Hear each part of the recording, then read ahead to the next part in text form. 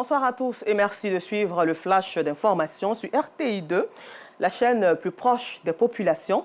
Pour notre rubrique du jour, l'escale 225, nous irons à Gagnoa, chef-lieu de la région du Gao au centre-ouest de la Côte d'Ivoire, qui regorge des sites naturels et des espaces de loisirs qui favorisent le développement du tourisme local dans la région.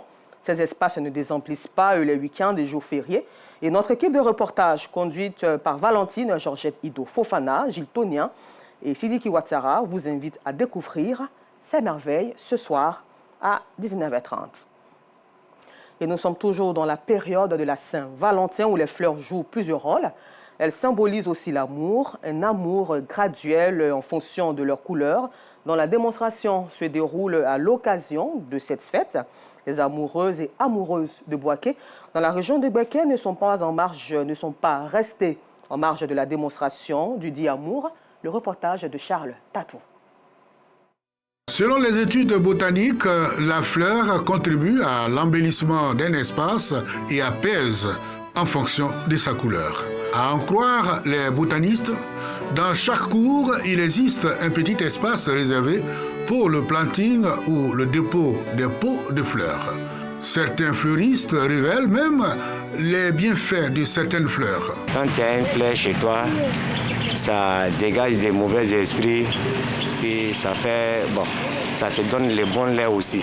La fleur, en plus d'être un facteur d'apaisement, symbolise aussi l'amour. Un amour graduel en fonction des couleurs. Par exemple, la couleur rose blanche qui exprime un amour affectif. La couleur tout rouge traduisant un lien à une personne qui veut conquérir une autre. Et la couleur rose qui affirme un amour total d'un époux démontrant que sans son épouse, lui, il n'est rien. Pour la célébration de la Saint-Valentin, les amoureux et amoureuses de Bouaké nouent les contacts avec les acteurs du monde événementiel pour se procurer des bouquets de fleurs. Je suis à la 6e édition de la fête de Saint-Valentin. Donc chaque année à la même période, j'essaie de rénover un peu avec les couleurs de l'amour. Actuellement, je suis là pour les roses rouges, les roses blanches. C'est un peu ce que j'ai pris et puis quelques palmiers. Je suis là avec mes soeurs pour faire la composition des fleurs, pour la commande de nos clients et des différents restaurants. Nous sommes venus aussi pour voir comment est-ce qu'il fait ses montages et autres. Et puis voir si nous pouvons être tentés par un bouquet pour offrir à nos amoureux. Cette année, dans les rayons des grands magasins et chez les fleuristes, pas grande influence. L'année dernière était plus mieux que cette année.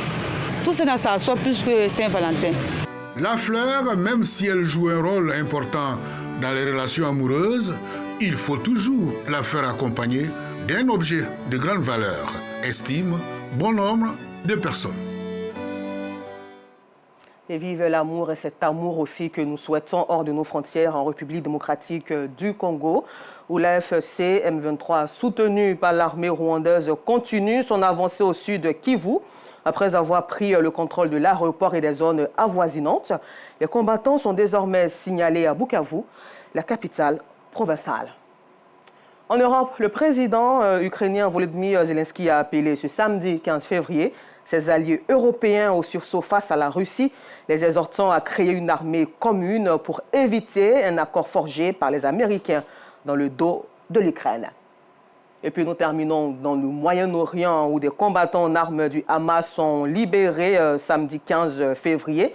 3 otages israéliens dans la bande de Gaza, des bus de prisonniers palestiniens libérés par Israël ont quitté également la prison du Negev. C'est le 6e échange contre des prisonniers palestiniens depuis le début de la trêve qui a frôlé cette semaine le point de rupture.